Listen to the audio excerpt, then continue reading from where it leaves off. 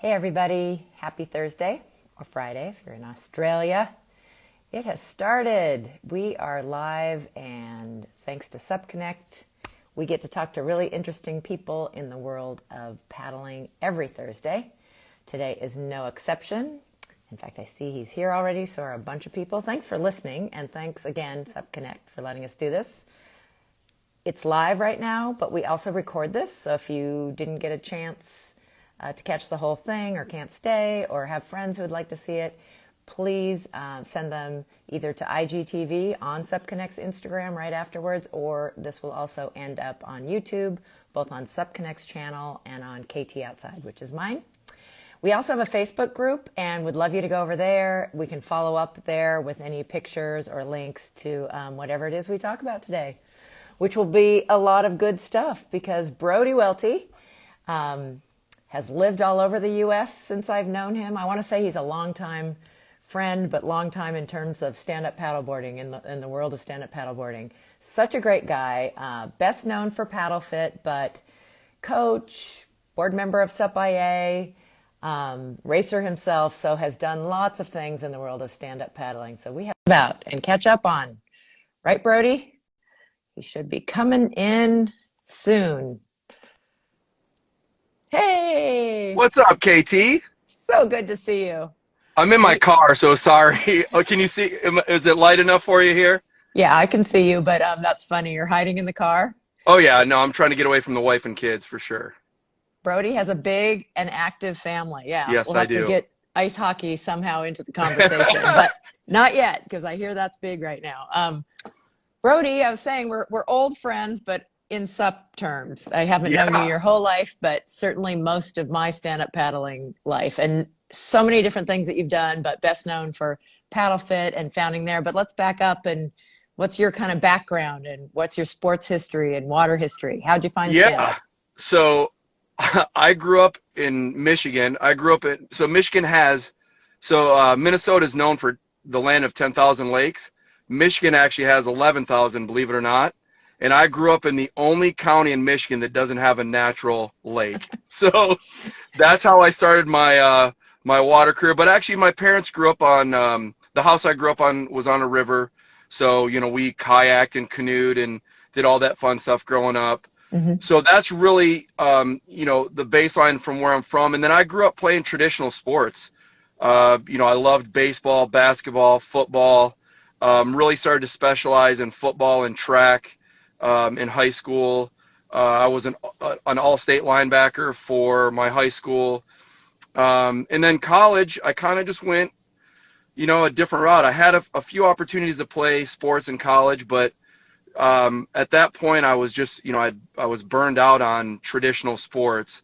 And that's really where my love of adventure and outdoors really started, was in college. I got into mountain biking in college. And Michigan's not known for mountain biking, but there's definitely some great trails there to keep you in shape. And after college, I spent a year. I actually have a degree in fisheries and wildlife, believe it or not. Didn't know that. So yeah, used it for about a year and a half, and I always had a love for fitness as well. And it's kind of funny how when I was a pre-engineer major at Michigan State for a couple of years.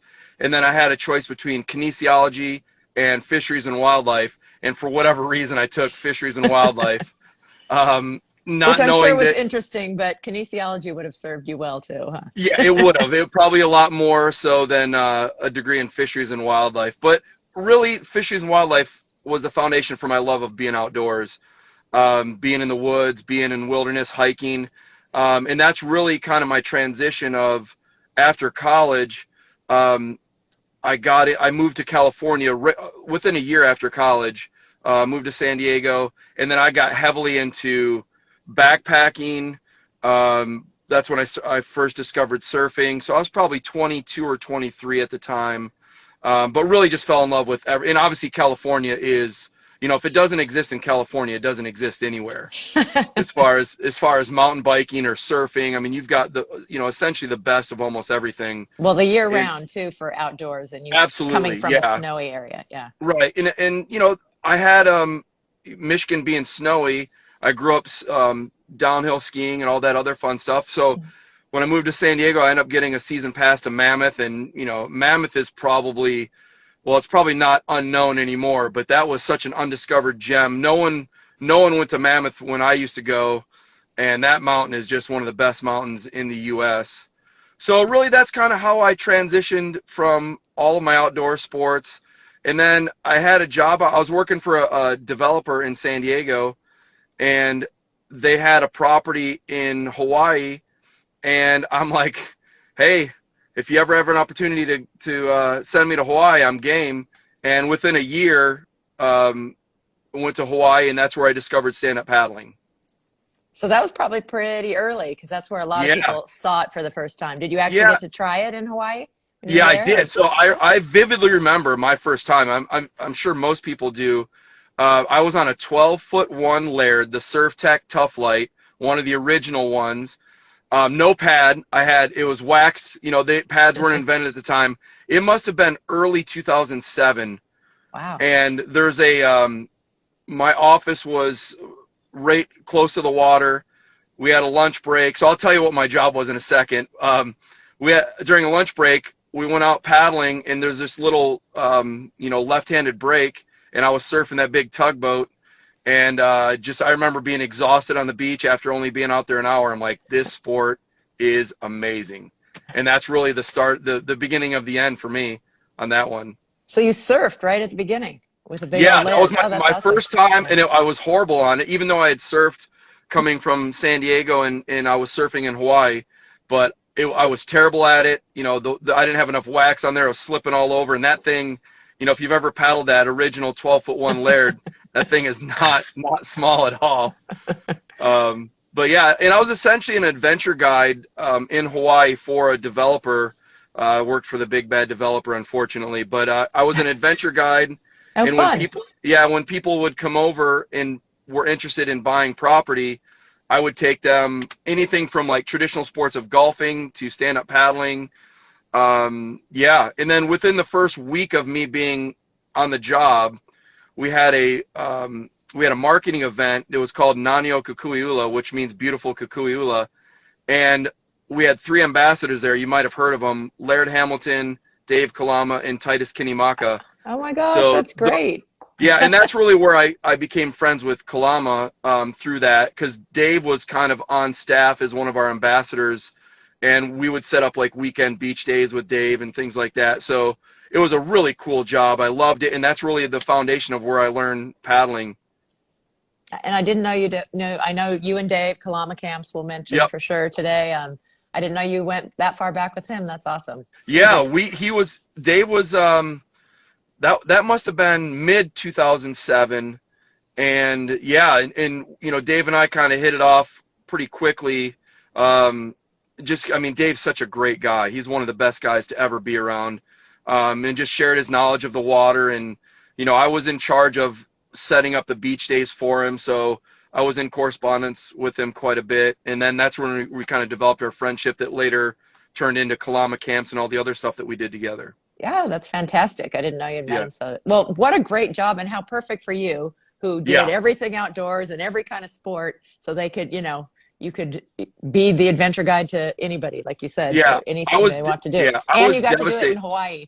Yeah, for sure. I was devastated. So I ended up losing that job with the 2008 downturn, with the recession that we had. I ended up getting laid off, but that led to me starting the paddleboard business, which ended up turning into PaddleFit. So, everything happens for a purpose. I was thankful for my time in Hawaii, and it really led to that next step of starting and developing PaddleFit. Yeah. So when you lost the job there in 2008, did you come back to California or Florida, or did you stay there in Hawaii? I came back, I lived on Kaua'i, and if anybody's been to Kaua'i, it's a very rural island, and I hadn't left the island in 2 years. And, I hadn't been on a road that was over probably 45 miles an hour, and I fly into LAX and drive to San Diego on the 405. I remember having kind of like a mild panic attack driving from LAX to San Diego, and I pulled over. I told my wife, you got to drive. I can't deal with this. So we actually end up not coming back. We stayed in San Diego for a little bit. but we wanted to go back to the East Coast. My wife wanted to be a little bit closer to family, and that's where I end up moving to Florida. And I was in Florida for a couple years, and that's really where I started PaddleFit in my business in the St. Petersburg, Tampa area of Florida. That's where So, I think I met you when you were still in Florida. Yeah. yeah, so I did, I had, everybody knows the Carolina Cup race. I actually started a race the same year that the Carolina Cup did. It was called the Gulf Coast Stand-Up Paddleboard Championship. And I believe our first year, Brandy Baxick won and Slater Trout won. And then our second year, Candace Appleby won and Chase Kosterlitz won the second year. So we had some pretty Big top names. names. Yeah, like Jim Terrell came out from Quick Blade. We had a ton of the California people and even some of the Hawaii people. I mean, Kalama came over. We did some camps and some clinics around there. But it was a lot of fun. I really enjoyed my time in Florida, but I was itching to get back to San Diego. So we moved back to San Diego in 2011. And that's really when I started growing PaddleFit a little bit more nationally and, essentially globally. Yeah. So let's go back to PaddleFit and how it got Yeah. started. Was it but was it local business first before you kind of turned it into, it's not a franchise, but whatever you call it is, where you're Yeah. training others? Did you start with just kind of a local fitness Absolutely, stuff? yeah. And it was kind of funny. I think, did you have Brett Ackland on here? He's been on a panel before. Yeah. Okay, he was on a panel. So Brett was one of the few people that came. He was vacationing down there, and I had a full-on operation. We did rentals, lessons. I had a couple locations, and we were doing the fitness stuff. And Brent came to one of the classes, and I remember sitting down at a Starbucks. He's like, "Man, you need to take this outside of here." And that's when I started putting together like an educational component, and we had other personal trainers in the area that were like, I would love to add this to my programming. So and that's how I end up creating the education certification that is kind of our main focus now. And yeah, I think our first certification was October of '09. And at that time, the DeBoer brothers had done the WSA. I think it was called the WSA. They did a couple of them. I got certified in that. I should remember, but yeah, it was like Nikki Gregg and Dan Gavir, and you were in there. So they did a couple, and then we were the second one in. And then I think the WSA, for whatever reason, they went a different direction. And then that's when like the WPA came in, and the the Canoe Association, ASI. So we were kind of the second one in the game from a certification standpoint, but we definitely had a different angle as far as focusing on a different angle. And I'm surprised there aren't more people doing what you're doing. At least I haven't run into it as much as I have like the yoga kind of, and I don't mean like actually doing fitness, right, but certifying. So I mean, you really still are standalone to me. I don't see anybody doing just what you're doing. Yeah, there's a ton of great people doing yoga and, using the paddleboard as a platform to do exercises on, which is a component of what we do. But really, we focus on using paddling as your fitness modality, getting out in the water, learning board skills. I mean, board skills are fundamental of what we teach, because if you're paddling and you're paddling with some sort of form, most people will agree that it's one of the best forms of exercise you could ever do. And we really play on that. And then as you get further along in our educational program, we get a little bit deeper into the theory, and, we bring some of the more human performance element into some of our higher level educational stuff. But yeah, I mean, the goal is to get people out, get them healthy, and using the paddleboard as a key component of their fitness program. Yeah. Well, I really enjoyed your training, and I've done a few certifications. So loved I just did the first level of the core. In fact, I just renewed right before. Oh, sweet. Perfect. I love still having that, even though I don't do it full time. Right. In my bag of tricks of things that I can do with stand-up paddling. But I did it in San Diego. You had that amazing venue of Coronado. That was such a perfect spot to do it, because you had the indoor room and then sand. And I still think about that as a great place to have something bigger with stand-up. Yeah, that's such a beautiful. I mean, we did a couple PaddleFit games there which is a whole nother Oh conversation yeah, that we can Veronica get just into. said in the notes, I loved the PaddleFit games. She must Yeah, have we did a couple participated. Yeah. cool. Yeah, that Thanks, venue V. is amazing. That's one of the best. If you guys are in and around San Diego, please paddle. It's called the Coronado Boathouse, or I'm sorry, Clubhouse and no, Coronado Club Room and Boathouse. That's what it is. It's a mouthful, but it's a beautiful facility, flat water. It's on Glorieta Bay, which is a little inlet off of San Diego Bay, but it's calm, flat water, beach entry, just a beautiful place to paddle. Yeah. And someone's saying, hey, Brody, to you. Jeff, Hey, how's it Jeff, going? Jeff, hey, 25. Instagram names are funny because I don't I even, know, yeah. probably a Jeff that I know, but I don't recognize the. Right. Have no idea who with everybody's handle. It's like, who is that? Yeah. Well, lots of fans. Well, I saw in your bio how many people you have trained. That's amazing. Yeah, we have we kind of a little bit under the radar. I mean, we try not to beat our chest too much. But Oh, yeah, come on. That's what this is for, a little bit. Yeah. No, it just, I'm fairly fortunate with the type of people that PaddleFit has attracted. There's people doing great stuff in New Zealand, Australia, the Caribbean. We had at one point, people come and go, but at one point, I think we had 47 of the 50 states that had some form of PaddleFit representation. Awesome. Yeah, so it's been a blast to be able to see awesome people doing great things, and hopefully we played a little bit of a part of it. But yeah, the people have been amazing. It's people like you, KT, right? Oh, thanks. No, there are, and we discuss that a lot. Our community is amazing. There are just such great people in the Right. outdoor space, and specifically in the water area and stand-up paddling. Just so many. So PaddleFit has evolved, and it's still going, which is fantastic because I know you've made a lot of changes. So Yeah. you went back Florida. You've lived in. I didn't All know about over. Kaua'i. You've lived all over. I Both believe so. coasts. Yeah, Yeah. so I live just outside of a little town called Surf City, North Carolina. It was a family move, not necessarily a business move. Wanted to be close to the water. Really loved North Carolina. Came out here for the Carolina Cup. We're about 45 minutes north of where the Carolina Cup is in Wrightsville Beach. But the schools are really good here, and just really wanted a more of a rural beach setting to raise I've got 3 young kids. Jonah's 11, Asher's 9, and One Finn's just went 5. by in the background. Yeah, they could be. Yeah, if you see them back there, They're gonna start crawling on the car probably and I trying can't believe they've left me alone this long. But yeah, made more of a family decision to raise our family here. Not that I mean, I loved San Diego. I miss San Diego every day. But my wife's parents live here. a My beautiful wife's, area. yeah, it really is. I mean, not a lot of people know about this area.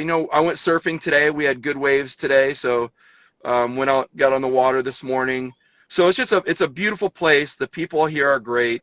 Yeah. And it's just a really good place to raise a family. And now that PaddleFit's not necessarily a specific location, I'm still able to run everything. And, I've got great independent contractors that help me out throughout the U.S.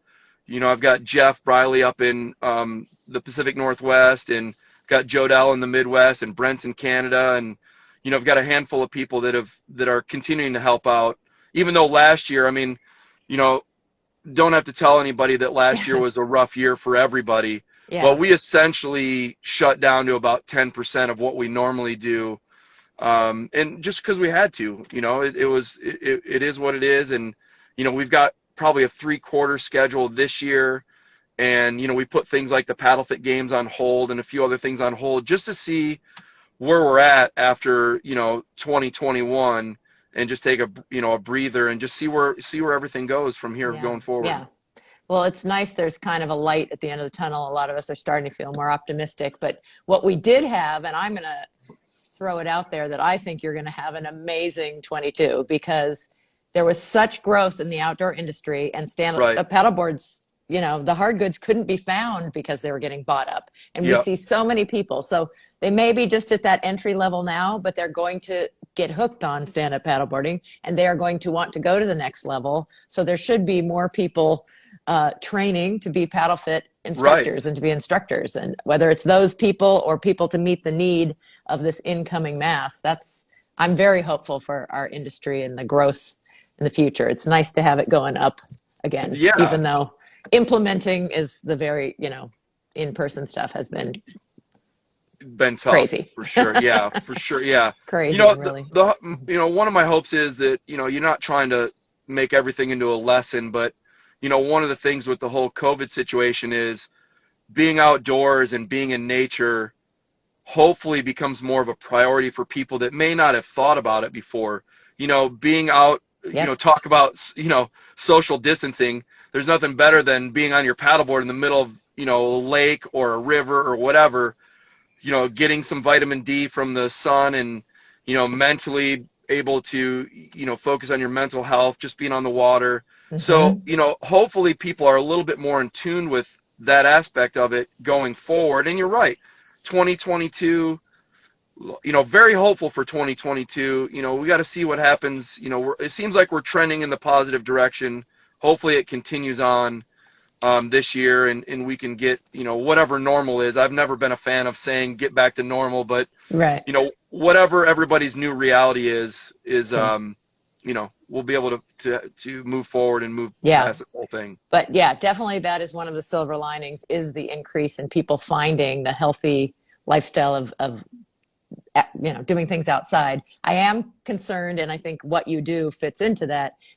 Just from what I see, I live at the top of a mountain bike and hiking trail. Right.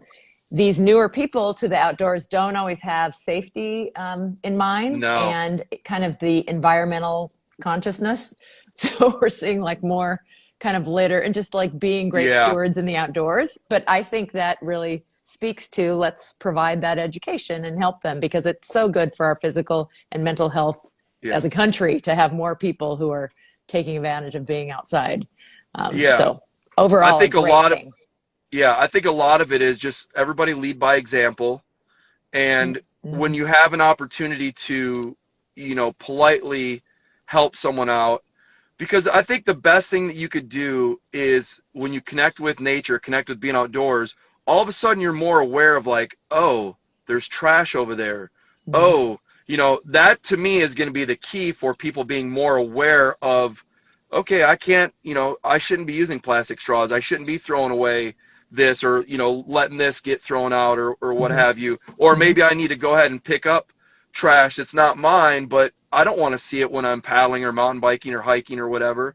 Yeah. So hopefully people will be a little bit more aware. And I just think that for us to lead by example first, and that ties into the whole safety thing as well. But just lead by example. Then if you find an opportunity to teach someone, do it in a very loving manner, and people will respond to that for sure. I agree. Totally agree. 100%. Yeah.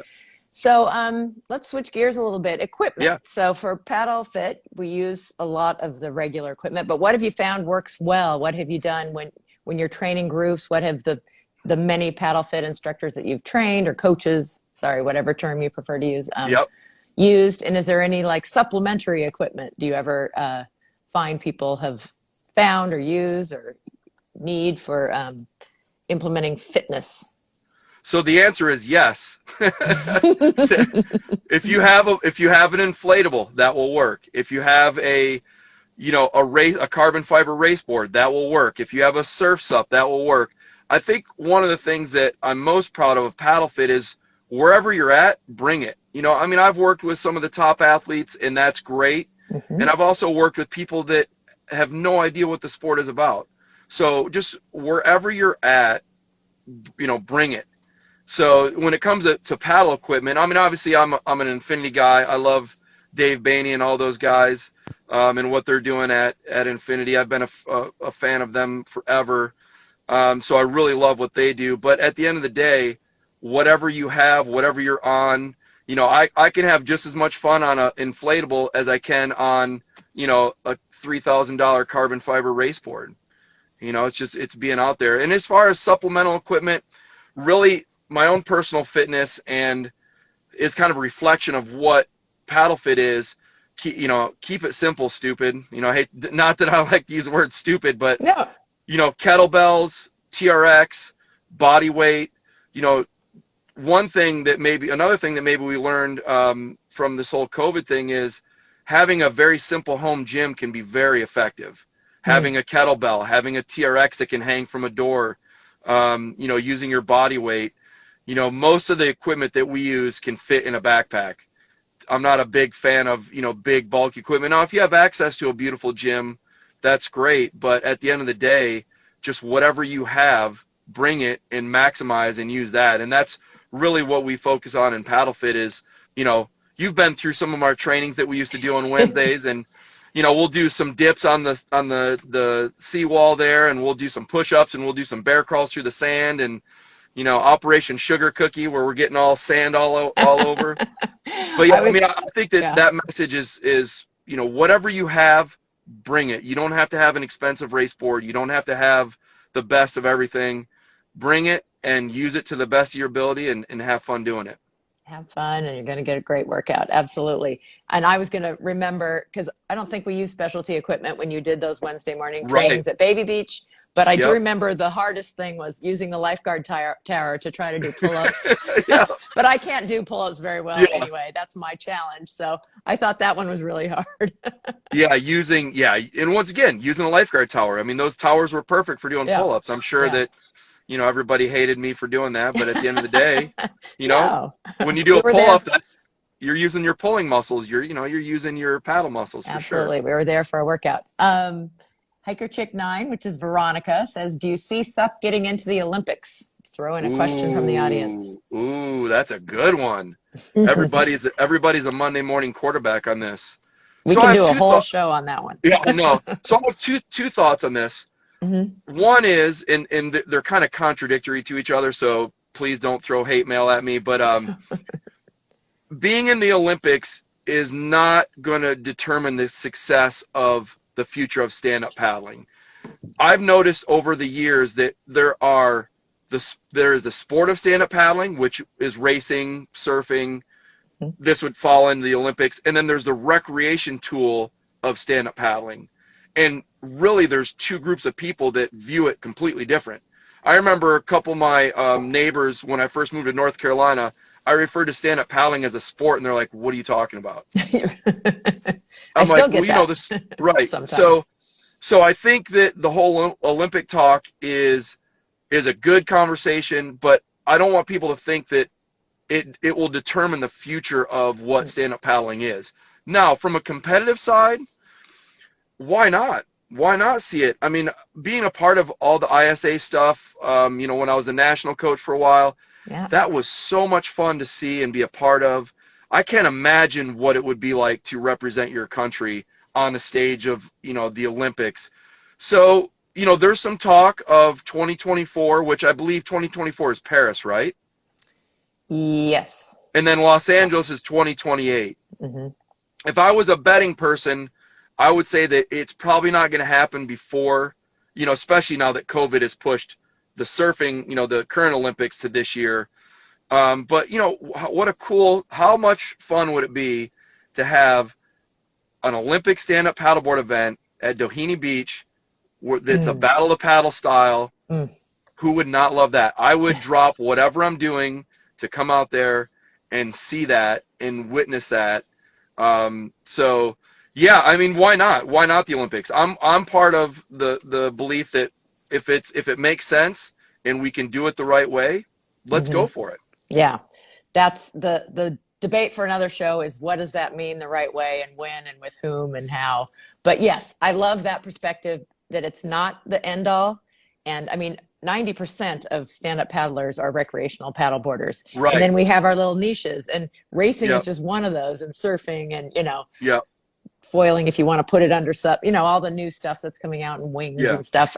So a lot of us the people I talk to and myself, we're early adopters. So we get very excited about all these little smaller group things, but we have to remember the industry itself, stand-up paddling as a recreational activity, is amazing and huge. And most people, that's what they do. That's what, available to anyone on any water, any age. So that's such a beautiful thing about stand-up paddling. And but I do hope it will be in the Olympics someday too, and would be just thrilled to see it there. Yeah. And my personal opinion on the Olympics is, I know that there's a dispute going on between the ISA and the Canoe Association, and I get that, and I don't want to chime in at all, but you got to, people that have been a part of like things like the Battle of the Paddle, I mean, that's such a great representation of the elite level of our sport. Why would you want it at any other venue than something like, Battle of the Paddle style event? But once again, that's my personal opinion. Yeah. When you're throwing not only paddling into it, but you're throwing the skill of wave riding, you're throwing the skill of navigating turns through crazy surf. Let's make it entertaining, and those races are entertaining. It is challenging. So yeah, like you said, that's a whole nother topic, and I certainly won't, I see some of that, but I can debate some of that, and I won't. Right. Yeah, absolutely. Yeah. Somebody here says, Rome with Romeo says, I think the growth is in adventuring on a paddleboard. And I'm seeing that. And I think post-COVID, especially, what do you think about people who want to go on trips or go places with their board? Are you seeing more of that, you think? Yeah. And I think so when inflatables first came out, I think everybody can agree. It's like, those are a little bit different of a paddling experience, especially if I'm 200 pounds plus. I'm a big meathead. So for me to paddle those inflatables, the original ones, it was challenging. But now, Red Paddle has great boards. There's a bunch of these inflatable companies that have changed how inflatable paddles are used. So yeah, why not? Why not, backpack to one of the high alpine lakes, up in California and paddle some of those high alpine lakes? Why not, paddle down the Mississippi when you can roll up your board and, hike into a campground somewhere? Yeah, I think that adventuring is wide open. Yeah. Absolutely do whatever you want with adventure. Now that inflatables can essentially fit into a backpack, why not? Pretty amazing. Really opens things up. Yeah, there's some, agree. when I did some backpacking, I did a ton of backpacking in like Yosemite and places like that. You see those high alpine lakes, and now I kind of flash back and go, how cool would it have been to paddle those? Because I'm sure not. Right, I'm sure not a lot of people have paddled those, but what a cool experience. Yeah, and like you said, backpack. There's also some options, like especially in the High Sierra. I don't know if you ever saw the mules that take. Yeah. You could actually throw. Don't even have to carry it, but it's in a bag that could go on top of that, and then.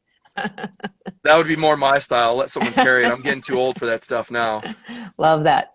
So you've had a chance to travel a bit with stand up. I know you've been raising a family lately, so probably not as much. But what are some favorite places that you have paddled, and where are some places you'd still like to go that you haven't been? So this is like kicking your dog when you're down because we haven't been able to we haven't been able to travel. So we're talking about it. Yeah, no, there's two places that stick out in my mind, and I've seen some beautiful places. I would like to spend more time in New Zealand and Australia. I was there for a couple brief trips, but just what I saw of both of those places, I would love to spend months and months there. Probably not possible now, but my two favorite places are Namotu, Fiji. We used to do, I used to help Dave Kalama do camps there. That place is, you're a 45-minute boat ride to an island that sleeps 25 people in the middle of absolute nowhere, in the middle of the Pacific Ocean. And to be honest with you, the Caribbean, I love Turks and Caicos. There's a lot of people don't know about Turks and Caicos, but I've had some very good surf sessions there. I've had some very good exploration sessions there. We did a couple camps down there with Morgan Luker, who's down there. She's originally from Canada and went back and forth as a kid and now lives down there full time. But that place is awesome. It's fairly unknown as far as the big, Caribbean islands. But yeah, Europe, I would like to spend more time in Europe. I was fortunate enough to do a couple trips over there. Africa, I would like to spend a little bit more time there. I haven't been to Africa at all. But I would say that Turks and Caicos and Fiji are two of the top places you could beautiful, paddle. yeah. The color of the water there and from pictures, I haven't been to either one, but amazing stuff. Yeah, Turks and Caicos is on the outer archipelago, so they have actual reefs, and, it's some of the best diving and snorkeling. When you think of the Caribbean, you think of like the Bahamas, and you think of the, the beautiful sand beaches, which Turks and Caicos has, but it's got a little bit more ruggedness because it's got outer reefs Yeah. and we've had some good surf down there when I've Clarify. gone. So, oh yeah, no worries. But yeah, it's both of those places are phenomenal. Yeah. Yeah. So they have surf and they have the snorkeling, and I've heard they have wind for wind sports too, like Yeah, in combination, ever changing, yeah, but those all sound like great options. Yeah. yeah. Love We it. did a trip. We did a downwind paddle trip Mm. where Morgan had a boat that took us, like 10 miles into the wind, dropped us off, and we had, it was fairly shallow, and we had island basically on both sides of us, so it was really safe. And it was just downwinding. We didn't have the right boards, but it didn't matter. We were downwinding for 10 miles. I mean, Ah, I've downwinded in Hawaii some, and it's not going to compare to that, obviously, but just to be in a remote island in the Caribbean that has good downwinding and good surfing, and it's a lot of fun for sure. wow. That sounds absolutely amazing. Love Yep. that. Yeah. So you've led camps, you've done events. I mean, is there anything in stand up yet to do? You've coached, you've Oh, started let me a try to see. huge program, I don't. PaddleFit. Yeah, no, I mean, I've kind of from coaching to, competed early on. It's funny. I Yeah, competed in racing racing. early on. I remember I won my age group in the open race at the Battle of the Paddle, and I remember coming off the stage going, I'm not going to race anymore. I've already, I've You've been, hit the and that was pinnacle. kind of the last time that I raced, even though I coached it after that. But yeah, I think everything has a time and a season. And, I've been very, very blessed to be able to do a lot of things, work with Kalama and some of those camps that were able to take people to these, unbelievable spots. And actually, I just reminded me, my other favorite spot is Hood River. Hood River, So if special. you want a Yeah. downwind, Hood River is amazing. I can't believe I didn't mention that spot either. But yeah, I mean, I've been very fortunate to be able to work with some great people and develop some great things. And as a national coach for a couple of years, that was an unbelievable experience. I believe that's still the only gold medal that we've won, I believe, and that's obviously 100% due to the athletes. I mean, we had Danny Ching and Oh, come on. Candace and Slater. Give It yourself a was pat on the back for that. no, that That's was amazing. yeah. Yeah. No, it was fun. It was Dave Bainey won that gold medal because he convinced Danny Ching to come down. And that, if anybody wants to go watch the best stand-up paddleboard performance that I've ever seen, it was Danny Ching in the distance race at that ISA event in 2015. Nothing comes close to that. I watched him he bobbled a little bit at the beginning, but he reeled in some of the top paddlers on the planet, and it was just a remarkable experience. But yeah, I'm, pretty much everything in stand-up that I've wanted to do, I've been able to do, so I'm very fortunate in that. And, hopefully we have a bunch of things in front of us that that we don't even know about yet. Hmm. So I'm supposed to get some tips from you Ooh. in terms of your subspecialty, which again, you could go anywhere you wanted with this, but maybe the paddle fitness stand up or teach, maybe instructing new people since we're probably see a lot of that. What are 3 mistakes to avoid that you would suggest? Uh, doing, making paddling unfun. Mm, Even if you're training and grinding and racing, if it loses its fun factor, stop doing that right now. Because if you're not enjoying what you're doing, and if you're not enjoying whatever aspect of SUP you're doing, it's not going to last long. It's going to go away. hmm.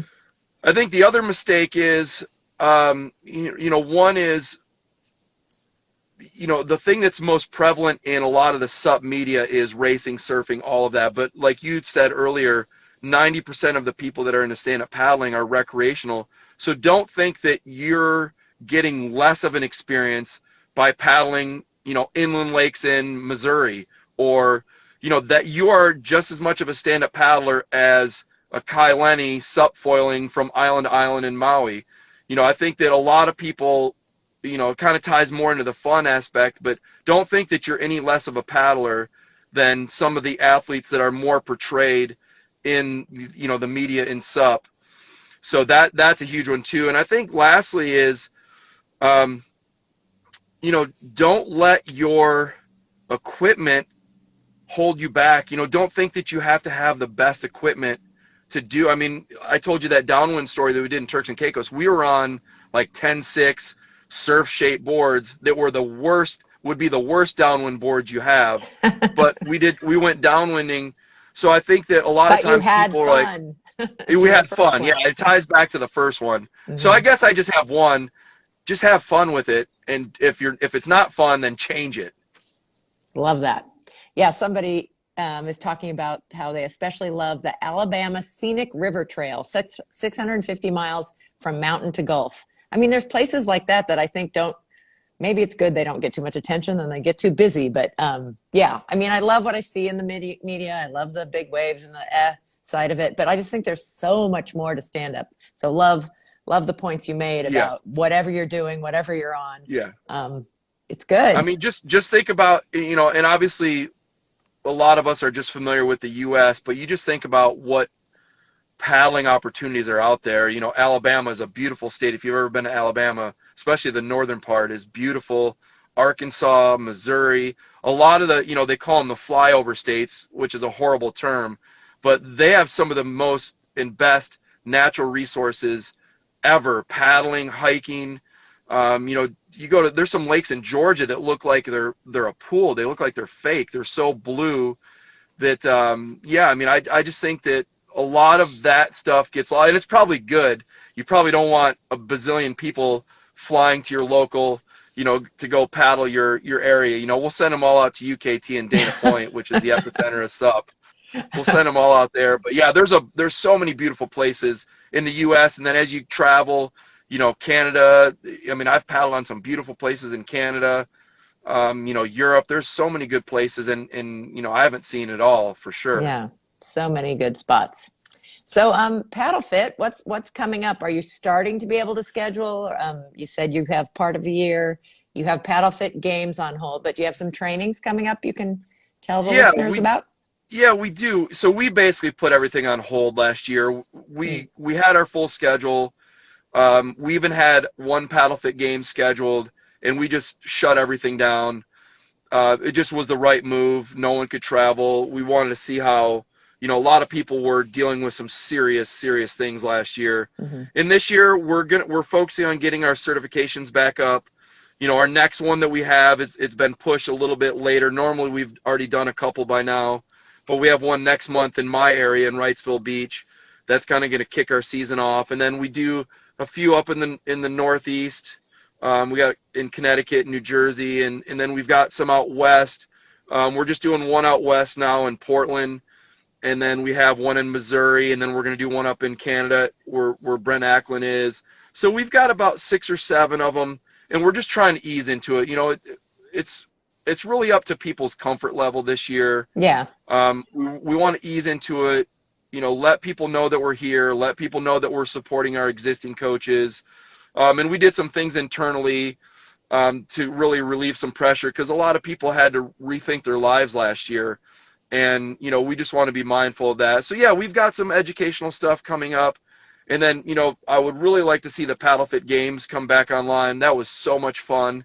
And we were just at the beginning stages of launching it, and we got shut down with everything. So, that's probably 2022 at the earliest, depending on how this year goes. But yeah, mm-hmm. And people can go. Our main website is paddlefitpro.com, and we have all of our stuff on there. And you'll see some things that are put on hold, but most of our educational stuff is ready to go, and we're ready to get back at it 2021 and going forward. Great. So how about a couple of tips on the positive side about maybe starting a business? Because you work with all kinds of businesses and stand-up. So let's say people got jazzed about turning what they do, or they've lost their job, or for whatever reason, they want to expand in it. So besides, I'll give you your number one, go to a PaddleFit training. Yeah, that's a shameless plug. So I did it for you. Yeah, thank you. We do some business coaching, and we have some internal infrastructure like a closed Facebook page and things that we allow that allow us to really help our coaches. But I think the first thing is sit down with someone that understands the business side of it. Because a lot of times I see people are super passionate, but they don't understand the business side of it. And that really is going to be determine your success, is how well you manage the business side of it. So what I did is I met with some free resources. I don't know if people have heard of the SCORE offices. They're usually at universities, and it's part of the Small Business Association with the federal government. And they offer free coaching from these people that have had businesses, generally have retired or sold those businesses, and really just want to help, people be successful in their businesses. So for me, that's the number one. Sit down and talk about the X's and O's, because a lot of times people in this industry are people pleasers, and business kind of weirds them out, and it's hard for asking for money. I mean, and I was that way too, but you got to think about how much you're impacting people's lives from a health standpoint, and you can't put a price tag on it, but you kind of have to put a price tag on it in dealing with the X's and O's. So that's number one. If you get that down, that's great. And the second one is really try to diversify. I see people talk about, well, I don't want to do rentals, and I don't want to do lessons, and I don't want to do fitness, and I don't want to do this. You kind of have to be as diverse as possible. And I'm thinking of some of the most successful coaches that we have, and they have, some of them even have a waterfront indoor fitness center that they operate in the wintertime. Those people are really successful. I look at, there's a guy, Jeff, up in Mystic, Connecticut, that, he rents out e-bikes, and he rents out kayaks, and he does kids summer camps, and he does a lot of stuff that he probably not necessarily super passionate about, but there's an opportunity there. It meshes with what he's already doing in stand-up. So I just think you got to be diversified in whatever you do. And then the last thing is make sure that you are paddling. Because I remember when I had my business in Florida, I was so busy that I was starting to get burned out on paddling, and I stopped paddling. And you want to get bitter in a hurry, try to be in a business that's a grind, that, you're trying to make it work, and you don't like it. And you never get, and you never get to do water. it. Yeah. So that was one of the reasons why I moved back to California, is I wanted to get back to, what I wanted to do. And so yeah, you got to keep your paddling life going, and it's gonna reset your battery. So when you are giving those lessons to those three people that you just want to wring their neck, that you're gonna teach them with grace, and you're gonna teach them with humility, and you're not gonna end up on the front page of a newspaper somewhere because you're gonna wring someone's neck. But yeah, definitely X's and O's. Make sure you diversify, and then definitely don't lose the love. Don't lose the love, for sure. Okay. Fantastic advice. And you and I work together at the SUP Industry Association, and you've hit on a lot of things that we saw there, that early businesses that were so much passion and not a lot of business background or looking into it. I use that SCORE, it's a division of the Small Business Association. I think it's stronger in some places. The online webinars that they have going constantly for every little thing you would ever want to learn. So, and I recommend that for anybody, even if you don't have a business. I mean, how to do all this social media stuff. Excellent free resource. Absolutely. There's enough free resources out there that no one should have an excuse. You just got to point people in the right direction. And you're right, the SCORE. I mean, I use the SCORE stuff even on non-PaddleFit things, because they're really good. You got access to some of these amazing business leaders that are doing things the right way, and it's great resources. Absolutely fantastic. Well, Brody, it's been a pleasure talking with you and catching up. I love everything you've done. You should be so proud of what you've built with PaddleFit. And how many people was it? I was going to remember. I was going to look that up again. Oh, don't get in numbers, KT. Come on. It was like thousands. Last time we checked, it was about, once again, we've been doing this for 12 years now. So, we're north of 3,500 now. And I lost track. Yeah. And at one point, we had coaches in close to 40 countries. So, yeah, it's been, and that is more of a reflection of the industry and people. We've done some things the right way, but it's just this sport attracts phenomenal people, and we're very thankful to be a small part of that with, helping people grow their paddling life. Well, fantastic. Well, thank you for taking the time to do this, and I'm lucky to know you. I'm honored to have you on here. I got to come visit Soon California. as we could fly, I haven't. So last year was the first year that I haven't been to California in. It's depressing. I don't even want to think about it. So as soon as we can fly safe and soon as things open back up, Well, I'm gonna come out there. We'll run a Wednesday and we'll get Dave Baney out there and run him into the ground and tell him to stop eating donuts, maple butter donuts or whatever he eats. And we'll go to RJ's afterwards and we'll do all that fun stuff. All that good stuff. But I also was next month, I was planning to be in your territory, but it got pushed back again, and understandably, because people can't travel internationally yet. But I'm thinking very positively. So we'll see you here, and I'll be at Carolina Cup in November. Right? November, hopefully, I think it was a smart move. Everything's still we're starting to open up a little bit more now, but it wouldn't have been a good event just because people couldn't travel. But hopefully November, we'll get everybody there. I'll see everybody. Yeah. And but thanks for having me, KT. Thanks for Supconnect. Yeah. And it's been a pleasure, and it's good to catch up with you. Great to catch up. Thanks for your time, and thank you, Supconnect. And don't forget, everyone, we have a Facebook page, and this does get recorded. Thanks. Perfect. Take care, my See friend. you guys. Thank Bye. you.